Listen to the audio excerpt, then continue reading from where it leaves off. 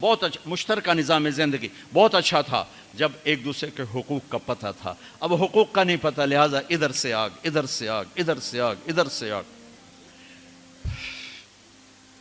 میں سر درد کا مریض ہوں، تھوڑی تھکاوٹ ہو شروع ہو جاتا، فاقہ شروع ہو جاتا، تو میں روزے رکھنے کے لیے مری چلا جاتا ہوں کہ بھئی چلو کوئی ٹھنڈک، روزے کا لمبا ہونا اور ٹھنڈک شاید اس کو کچھ وہ بیلنس کر دیتا ہے، تو میں کچھ 3-4 روزے پھر بھی چھوٹ جاتے ہیں لیکن اکثر پورے ہو جاتے ہیں.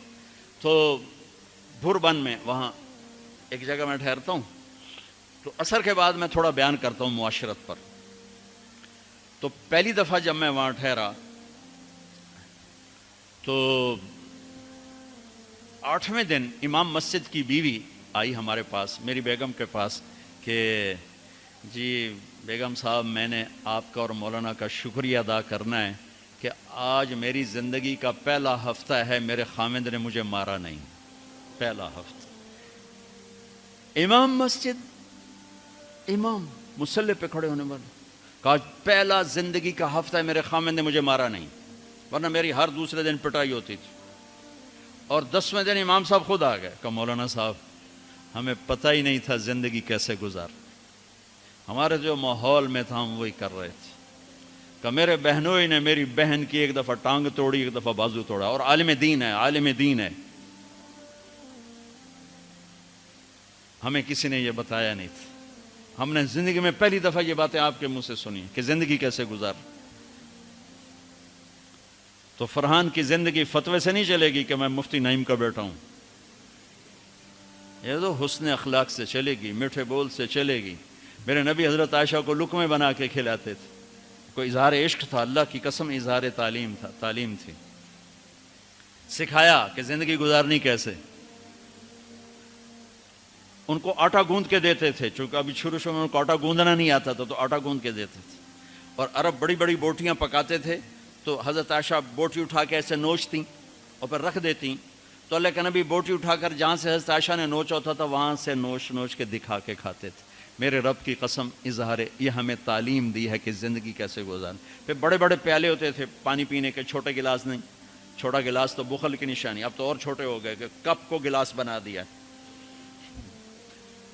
میرے بچپن میں مجھے یاد ہے اتنا بڑا گلاس ہوتا تھا، اور ڈیرے میں جتنے مہمان ہوتے تھے، کچی سڑکیں ہوتی تھیں، مہمان کوئی ہمارے رشتہ دار یا دوست نہیں، راہگیر مسافر ہوتے تھے، ہر مہمان کو دودھ پلایا جاتا تھا رات کو.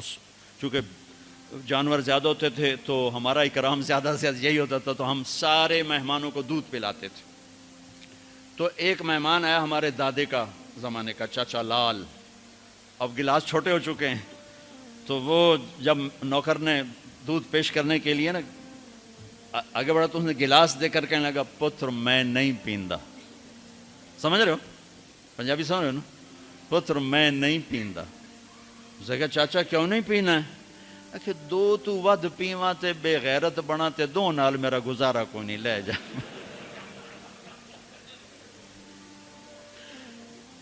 تو بخل کا زمانہ آ گیا، چھوٹی چھوٹی گلاسیں آ گئی.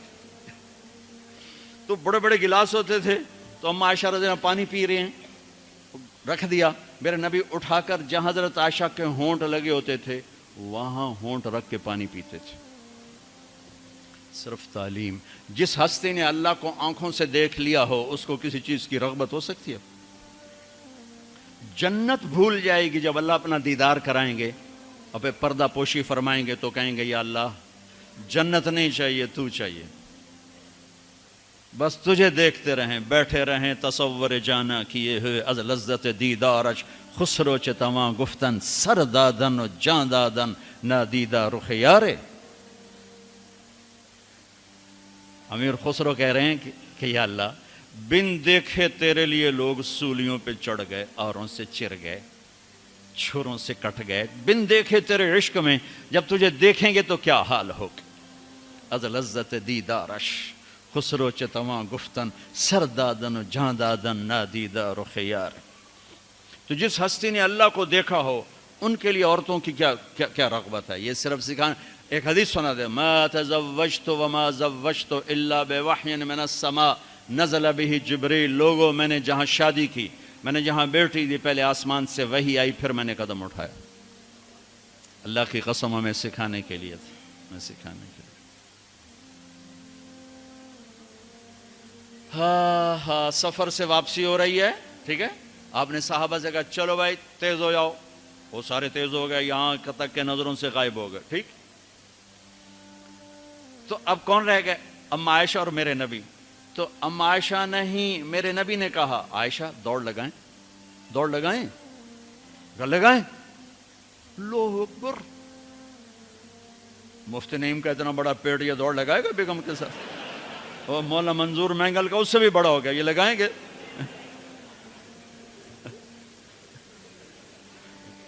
تو عائشہ دوڑ لگائیں، کہا جی لگائیں۔ تو حضرت عائشہ فرماتی میں آگے نکل گئی لیکن ابھی پیچھے رہ۔ پھر کچھ عرصہ گزر گیا، کئی سال گزر گئے، پھر ایک سفر سے واپسی ہو رہی، آپ نے کہا ہاں بھائی آگے جاؤ، وہ سارے آگے جا گئے، اجل ہو گئے۔ آپ نے کہا عائشہ دوڑ لگائیں، کہا جی لگائیں۔ تو کہا ان دنوں میں موٹی ہو گئی، تبدنت کا لفظ مجھے یاد ہے، کہ میں موٹی ہو گئی تھی۔ تو جب دوڑ لگائی تو اللہ کے نبی آگے نکل گئے، تو آپ نے کہا عائشہ ہذہ بتلک، اب تو میں برابر ہو گئی۔ اللہ کی قسم زندگی سمجھانے کے لیے تھا۔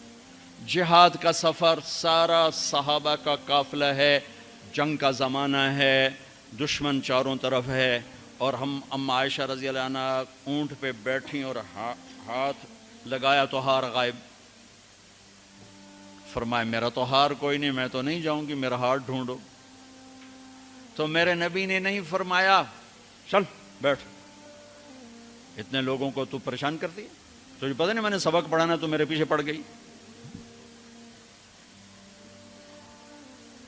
طلبہ میرا انتظار کر رہے ہیں۔ آپ نے کہا بھائی عائشہ کا ہار ڈھونڈو، سب ڈھونڈنے میں لگ گئے، شام ہو گئی، سورج چھپ گیا اور ہار نہیں ملا، اور اس کے بعد تلاش بند ہو گئی، اندھیرے میں کہاں ملے گا؟ اب کیا ہوا؟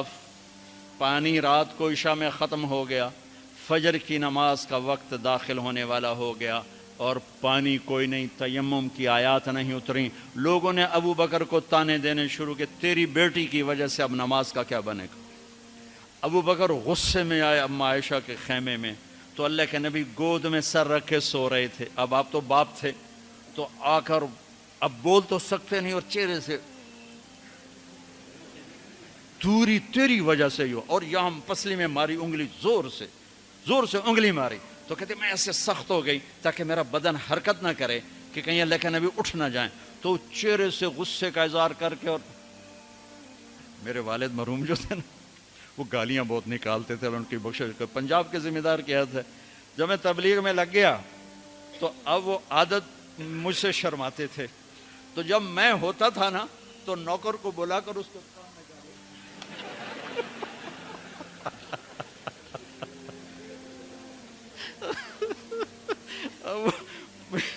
جوانی کی عادت بڑھاپے میں تو جا نہیں سکتی تھی، تو پھر وہ آہستہ آہستہ گالیاں اپنا کوٹا پورا کر لیتے تھے۔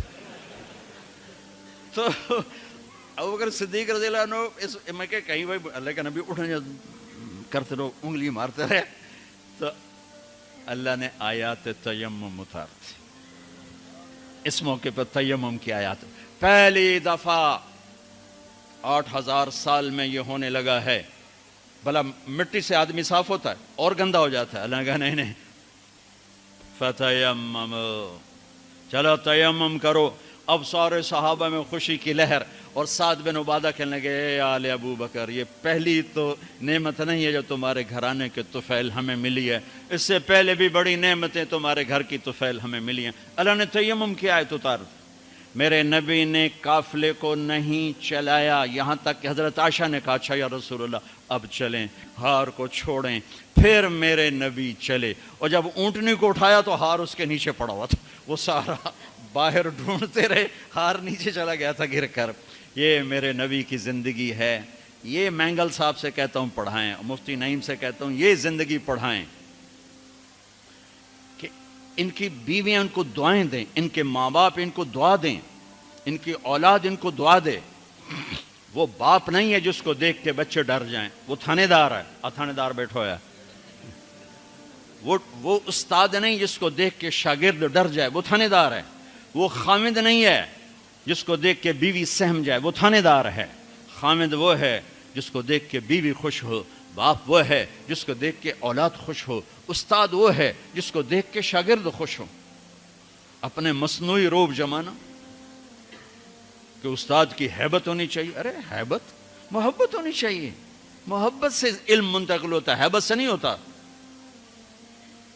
محبت سے جا کر فریکوینسی ملتی ہے، کال ملتی ہے اور پھر جذبات منتقل ہوتے ہیں۔ تم ہیبت بٹھانے کے چکر میں